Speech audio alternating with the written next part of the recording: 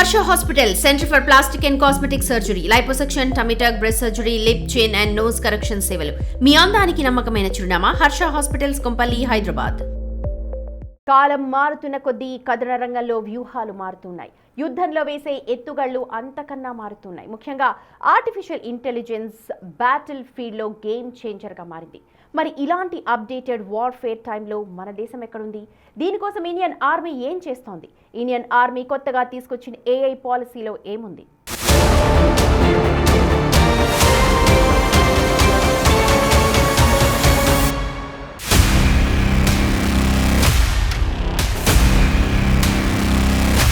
Killer robots, deadly drones.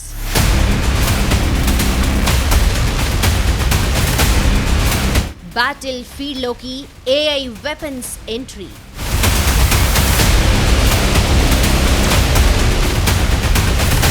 సైనికులను replace చేయనున్న robots.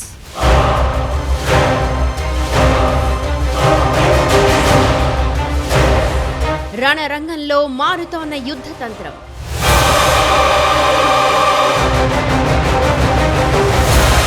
ప్రస్తుతం ఆర్టిఫిషియల్ ఇంటెలిజెన్స్ యుగం నడుస్తోంది. ఎక్కడ చూసినా ఏఐ గురించే చర్చ. మనుషులు గంటలు రోజుల పాటు చేసే పనులను క్షణాల్లో చేసి పెడుతుంది ఏఐ. ఇప్పుడు టెక్నాలజీ కథన రంగంలోకి వచ్చేసింది. ఇప్పటికే రణరంగం రూపురేఖలను మార్చేసింది ఏఐ. అలాంటి ఏఐ టెక్నాలజీని అందిపుచ్చుకుంది ఇండియన్ ఆర్మీ. సరికొత్త ఏఐ పాలసీని తీసుకొచ్చి మరీ ఇండియన్ ఆర్మీలో మార్పులు చేర్పులు చేస్తోంది. ఇండియన్ ఆర్మీ ఏఐ పాలసీపై ఒక్కసారి ఫోకస్ చేస్తే దానిలో చాలా కీలక విషయాలు ఉన్నాయనేది అర్థమవుతుంది. లీథల్ అటానమస్ వెపన్ సిస్టమ్స్ కు రంగం సిద్ధం చేసింది కొత్త ఏఐ పాలసీ.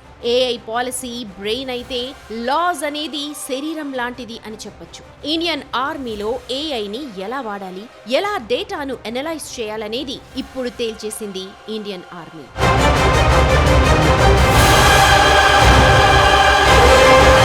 నిజానికి లాస్ అనేది ఒక గేమ్ చేంజర్ అని చెప్పొచ్చు. ఇవి ప్రత్యేక రకమైన ఆయుధాలు. మనుషులతో ప్రమేయం ఉండదు. శత్రువులను, లక్ష్యాలను సొంతంగా ఐడెంటిఫై చేయగలవు. సొంతంగానే వాటిపై దాడి చేయగలవు. ఇప్పుడు ఇలాంటి ఆయుధాలను ఇండియన్ ఆర్మీ సిద్ధం చేస్తోంది.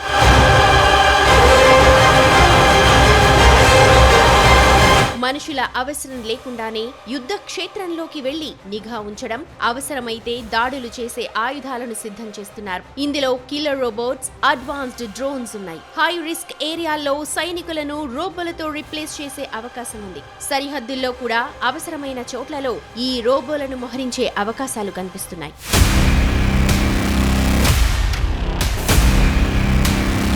అంతేకాదు, అన్మాన్డ్ కాంబాట్ ఆపరేషన్స్ ను నిర్వహించే టైంలను సిద్ధం చేసే పనులు వేగంగా జరుగుతున్నాయి. ఇంటెలిజెన్స్, సర్వేలెన్స్ లో కూడా ఏఐ వాడకాన్ని పెంచే పనిలో ఉన్నారు. Electro optical, infrared imaginary, radar, sonar, space based feed ఇలా అన్నిటినీ సమన్వయం చేసుకుంటూ ముందుకు వెళ్లేలా ఏఐని డెవలప్ చేస్తున్నారు. రియల్ టైంలో శాటిలైట్ ఇమేజెస్ ను, యుఏవి ఫీడ్ ను అనలైజ్ చేస్తూ పక్కా డేటాను కమాండర్లకు అందించనుంది ఈ ఏఐ సిస్టమ్.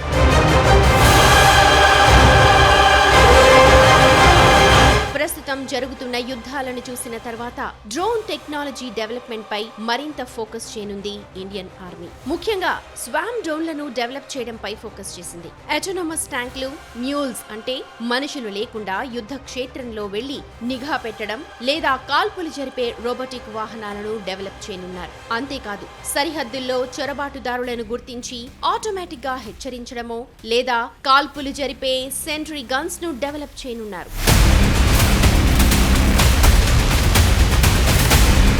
అయితే ఏఐకి పూర్తిగా కంట్రోల్ ఇచ్చేస్తే ప్రమాదం కాదా అన్న ప్రశ్నను తనకు తానే వేసుకుంది ఇండియన్ ఆర్మీ. అందుకే హ్యూమన్ ఇన్ ది లూప్ విధానాన్ని అనుసరిస్తోంది. అంటే ఆయుధం లక్ష్యాన్ని గుర్తించినప్పటికీ కాల్పులు జరపాలా వద్దా అనే తుది నిర్ణయం మనిషి చేతిలోనే ఉండాలి అనేది ఆలోచన. దీనివల్ల పొరపాట్లు జరగకుండా చూడొచ్చు.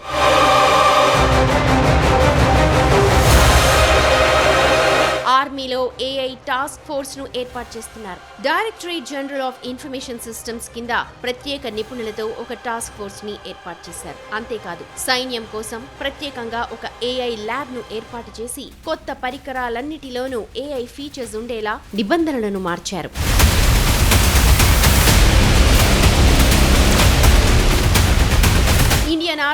ఏఐని అడాప్షన్ చేసుకునే విధానాన్ని పర్యవేక్షించే బాధ్యత chief of defence staff integrated defence staff head quarters కు అప్పగించారు. ఏఐ స్ట్రాటజీని సిద్ధం చేసే బాధ్యత సిడిఎస్ నేరుగా పర్యవేక్షిస్తారు. ఇప్పటికే డైరెక్టరేట్ ఆఫ్ ఆర్టిఫిషియల్ ఇంటెలిజెన్స్ ను ఏర్పాటు చేయనున్నారు. ఇక ప్రతి ఏడాది 400 కోట్లు ఖర్చు చేయాలని నిర్ణయించుకున్నారు.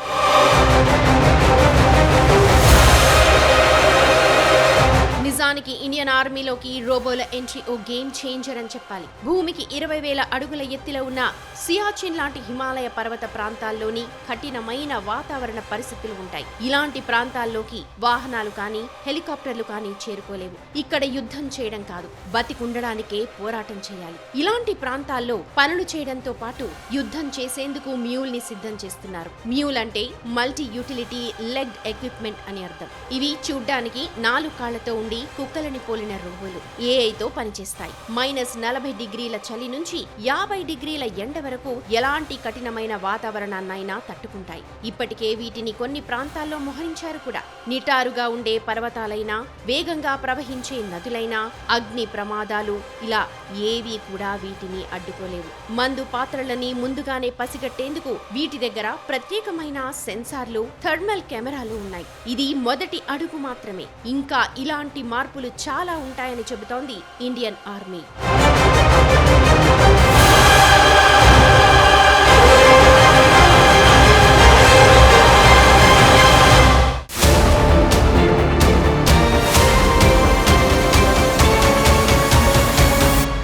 నిజానికి భారత్ కంటే ముందే చాలా దేశాలు ఏఐ విషయంలో మేలుకున్నాయి. ఇప్పటికే కొన్ని దేశాలు టెస్టింగ్ రేంజ్ను దాటి ఇంప్లిమెంటేషన్ దశకొచ్చేశాయి. మరి ఏఐ వార్ఫేర్లో ఏ దేశం స్థానం ఎక్కడుంది? వాటితో కంపేర్ చేస్తే మన దేశం ఎక్కడుంది చూద్దాం.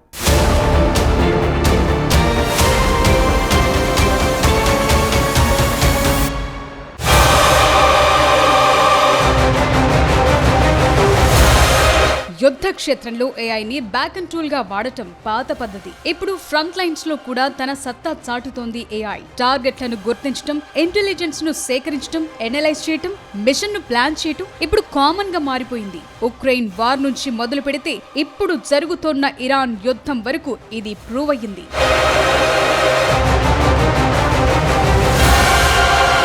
ఇక్కడ ఇంట్రెస్టింగ్ విషయాన్ని మనం తెలుసుకోవాలి. 2024లో ప్రపంచంలోని అన్ని దేశాల బడ్జెట్లను గమనిస్తే వాటి రక్షణ రంగ బడ్జెట్ కే $2.7 ట్రిలియన్ కేటాయించాయి. ఇది అంతకు ముందు బడ్జెట్ తో పోలిస్తే 9.4% ఎక్కువ. కోల్డ్ వార్ నాటి పరిస్థితుల తర్వాత ఈ స్థాయి పెంపు ఇదే తొలిసారి. ఇక 2015 నుంచి 2024 మధ్య బడ్జెట్లను పరిశీలిస్తే ఏకంగా 37% బడ్జెట్లను పెంచేశాయి ఆయా దేశాలు. ఇందులో ఎక్కువ శాతం ఏఐతో పనిచేసే weapons, cyber warfare systems, satellite లేదా సొంతంగా పనిచేసే డ్రోన్స్ కోసం ఖర్చు చేశాయి.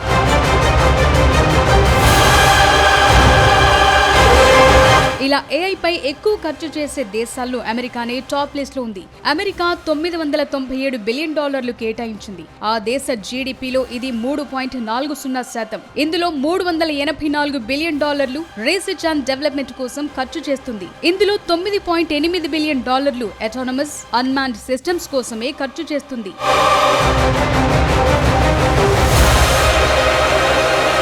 ఇక సెకండ్ ప్లేస్ లో చైనా ఉంది. చైనా కూడా తన రక్షణ రంగం కోసం $314 బిలియన్ ఖర్చు చేస్తుంది. ఇక్కడ ఆసక్తికరమైన విషయం ఏంటంటే చైనా 2024లో R&D కోసం ఏకంగా $785 బిలియన్ ఖర్చు చేసింది. ఇది అమెరికా కంటే చాలా ఎక్కువ.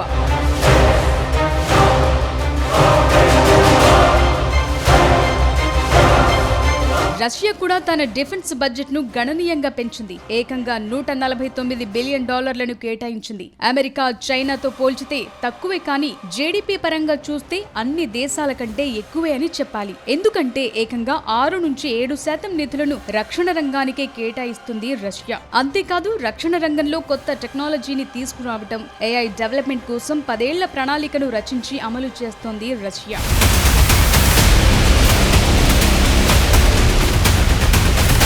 ఇక ఇండియా విషయానికొస్తే $93.5 బిలియన్ రక్షణ రంగానికి కేటాయించింది. ఇందులో 29,100 కోట్లను రీసెర్చ్ అండ్ డెవలప్మెంట్ కు కేటాయించింది. ముఖ్యంగా సుదర్శన్ చక్ర పేరుతో ఎయిర్ డిఫెన్స్ వ్యవస్థను రూపొందిస్తోంది. ఇండియన్ నేవీ, DRDO సంయుక్తంగా ఈ వ్యవస్థను డెవలప్ చేస్తున్నాయి.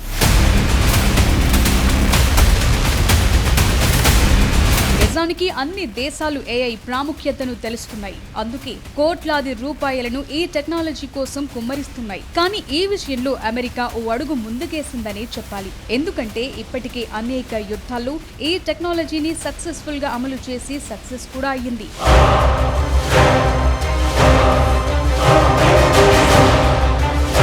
ఇజ్రాయెల్ గాజా యుద్ధంలో అనేక ఏఐ వ్యవస్థలను ఉపయోగించింది. ది గాస్పెల్ పేరుతో ఓ ఆటోమేటిక్ టార్గెట్ సిస్టమ్ ను రూపొందించింది. ఈ సిస్టమ్ టార్గెట్లను 50 రెట్లు వేగంగా గుర్తిస్తాయి. ఇక లావెండర్ పేరుతో అనుమానితులను గుర్తించే వ్యవస్థ ఒకటి, మిలిటరీ ఆపరేటర్లను గుర్తించే ట్రాకింగ్ టూల్స్, డ్రోన్లను గుర్తించి కూల్చేసే ఏఐ పవర్ గన్లను ఈ యుద్ధంలో ఉపయోగించారు.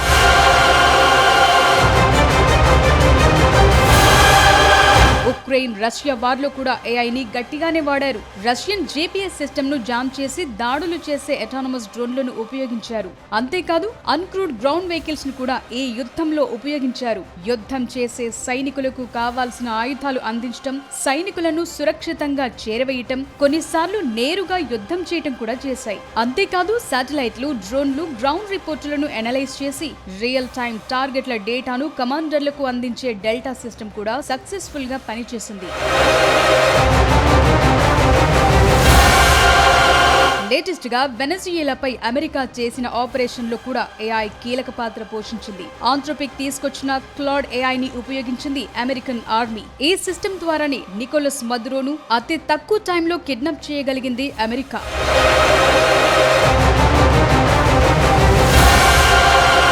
ఇక ఇరాన్ వార్లో కూడా ప్రాజెక్ట్ మావెన్ క్లాడ్ ఏఐ కీలక పాత్ర పోషించిందని తేలింది. ఒకే వారంలో అమెరికా 3000 టార్గెట్లను నాశనం చేయటంలో ఏఐది కీలక పాత్ర. ఏఐతో రణరంగంలో పై చేయి సాధించింది అమెరికా. చాలా దేశాలు ఇంకా డెవలప్ చేసే పనిలో ఉండగానే కొన్ని దేశాలు మాత్రం ఇప్పటికీ అమలు కూడా చేసేస్తున్నాయి.